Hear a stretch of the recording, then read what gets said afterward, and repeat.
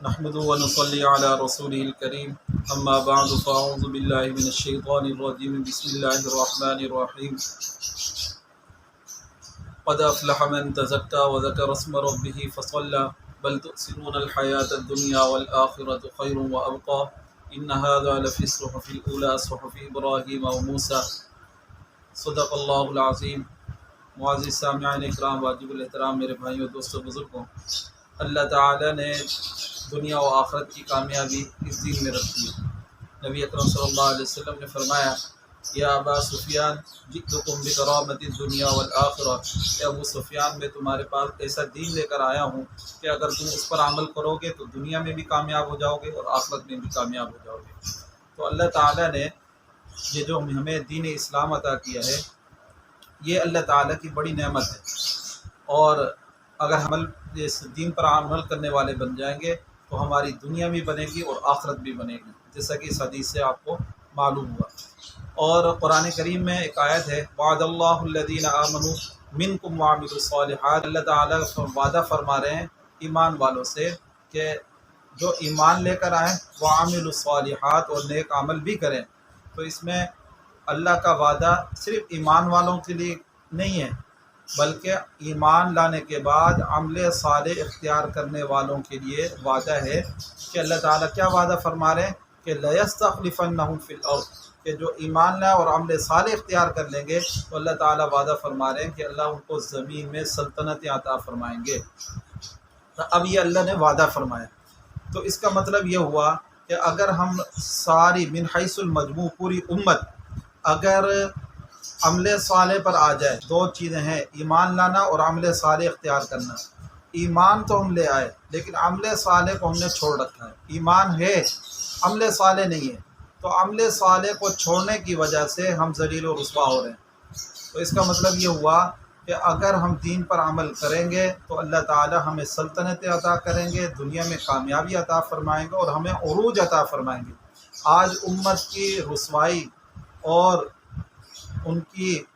تنزلی کا جو سبب ہے، وہ سبب اصل میں یہی ہے کہ ہم نے عمل صالح کو چھوڑ رکھا ہے، ہم نے نیکیوں کے کاموں کو بالکل چھوڑ رکھا ہے، گناہوں میں لت پت ہوئے پڑے ہیں، اور اللہ تعالیٰ کے حکموں کو ہم نے بالکل فراموش کر رکھا ہے۔ تو اس وجہ سے ہم دنیا میں کامیاب نہیں ہو پا رہے۔ اگر ہم دنیا میں کامیابی چاہتے ہیں تو اس کا بہترین حل کیا ہے کہ ہم ایمان بھی لائیں اور عمل صالح نہیں کر رہے۔ تو اللہ تعالیٰ نے دو چیزوں کا وعدہ کیا ہے، ایمان لے آئیں اور عمل صالح اختیار کر لیں تو اللہ تعالیٰ ان کو زمین کے اندر زمین میں سلطنت عطا فرمائیں گے۔ جیسا کہ اب صحابہ رضوان اللہ تعالیٰ علیہم اجمعین کی آپ زندگیوں کو دیکھ لیں کہ صحابہ کیا تھے، اس وقت نہ ساز و سامان تھا ان کے پاس، کچھ بھی نہیں، دنیا کے اعتبار سے دیکھیں کوئی ان کے پاس کوئی نہ قیمتی ہتھیار ان کے پاس، نہ کھانے پینے کا ساز و سامان ان کے پاس، نہ رہن سہن کا کوئی اعلیٰ انتظام ان کے پاس، بس عمل صالح تھا تو صحابہ کو سلطنت عطا کی۔ حضرت ابو بکر کا زمانہ دیکھ لیں، حضرت عمر رضی اللہ تعالیٰ عنہ کا زمانہ دیکھ لیں، 22.5 لاکھ مربع میل، تقریباً پوری دنیا، آدھی دنیا سے زیادہ، تو اللہ تعالیٰ نے ان کو زمین میں سلطنت عطا کی، اور مسلمانوں کو وہ رعب عطا فرمایا تھا کہ مسلمان کوسوں میل دور ہوتے تھے اور پتہ لگتا تھا کہ مسلمان آ رہے ہیں اور جنگ کے لیے وہ للکار رہے ہیں، تو یہ ہوتا تھا کہ غیر مسلم اپنا اسلحہ پھینک دیتے تھے اور مسلمانوں کے دباؤ اتنا شدید ہوتا تھا ان پہ۔ اللہ نے وَقَذَفَ فِي قُلُوبِهِمُ الرُّعْبَ، اس کو تعبیر بھی کیا ہے کہ اللہ نے رعب مسلمانوں کا کافروں کے دل میں بٹھا دیا تھا۔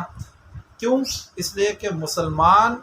پورا کا پورا کامل مسلمان تھا، عمل صالح اختیار کیا ہوا تھا۔ بہت ساری مثالیں موجود ہیں کہ جس میں جنگوں کی ضرورت ہی نہیں پیش آئی، مسلمانوں کے رعب کو کافروں کے دلوں میں ایسا بٹھایا تھا کہ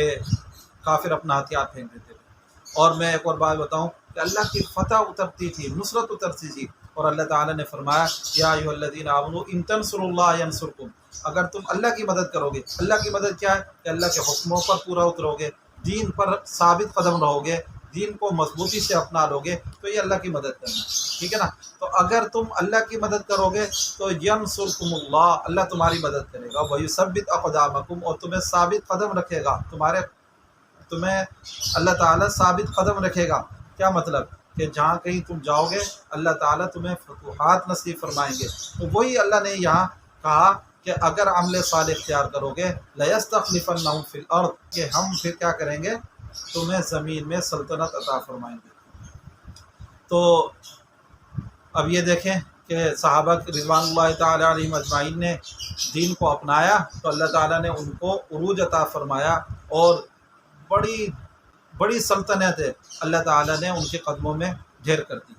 تو یہ اللہ تعالیٰ کا وعدہ ہے۔ تو بات مختصر یہ